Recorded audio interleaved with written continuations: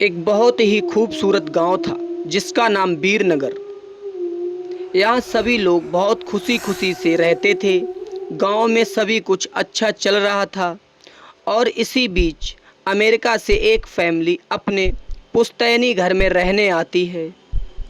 उस परिवार में पति पत्नी और उसका बेटा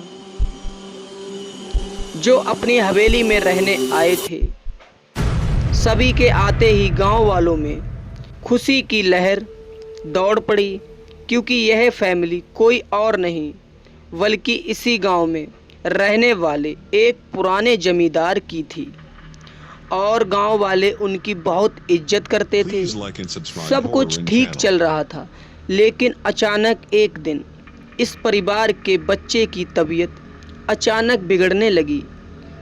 सभी को लगता है मौसम का परिवर्तन हुआ होगा, लेकिन बात कुछ और ही थी। धीरे धीरे लड़के का चेहरा नीला पड़ने लगा।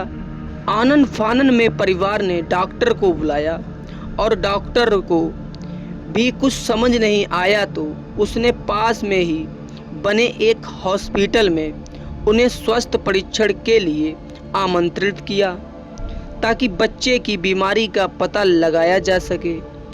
परिवार ने डॉक्टर की सलाह के अनुसार हॉस्पिटल जाना जरूरी समझा। सारे परीक्षण होने के बाद भी कुछ नहीं हासिल हुआ। जैसे ही सारा परिवार गांव पहुंचा तो गांव के कुछ बुजुर्गों ने बच्चे की हालात देखकर उन्हें ओझा के पास जाने को कहा। आज भी गांव में पुराने रीति रिवाज के अनुसार झाड़ फूंक करके इलाज करने की प्रथा कायम है। परिवार के सभी सदस्य उस बच्चे को लेकर ओझा के पास जाने की तैयारी करने लगे। गांव के पास ही एक पहाड़ी में एक बाबा रहते थे जो कि काली विद्या में माहिर थे। जैसे ही उनके आश्रम की सीढ़ियों में वह बच्चा अपने परिवार के साथ पहुंचा तो ओझा जोर जोर से चिल्लाने लगे, तू क्यों आई है, तू क्यों आई है? इतने बरसों के बाद भी तेरा बदला शांत नहीं हुआ। यह सब सुनकर बच्चे के माता पिता और गांव वाले दहशत में आ गए। उन्हें समझ नहीं आया कि बाबा को इतना क्रोध क्यों आ रहा है, जबकि उन्हें अभी तक कोई बात बताई ही नहीं गई है। लेकिन बाबा तो काली माया में पारंगत थे।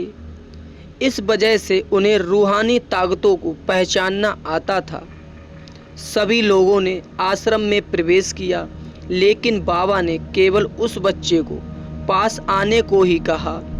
बच्चे की हालत बहुत ही खराब थी।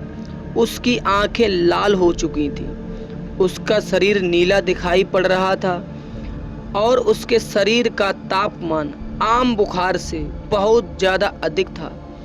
ओझा ने विभूति उठाकर उस बच्चे के मुंह पर फेंका। बच्चा जमीन पर लेट गया और जोर जोर से हाथ पैर हिलाने लगा। किसी को कुछ नहीं समझ में आ रहा था कि बाबा की विभूति से क्या चमत्कार हुआ कि बच्चा अपने आप जमीन पर ऐसी हरकतें करने लगा है। तभी अचानक बच्चा अपने पैर की उंगलियों के बल खड़ा हो जाता है और बहुत ही खूंखार औरत की आवाज़ में ओझा को उसके पुराने नाम से बुलाया, अरे ओ प्रेमनाथ, मैं तुझे नष्ट कर दूंगी। लड़के का ऐसा स्वर सुन के उसके माँ बाप घबरा गए। लड़के को इस अवस्था में देखकर उन्हें कुछ समझ नहीं आ रहा था कि ऐसा क्यों हो रहा है। तभी ओझा ने एक मंत्र पढ़कर उस बच्चे पर मारा।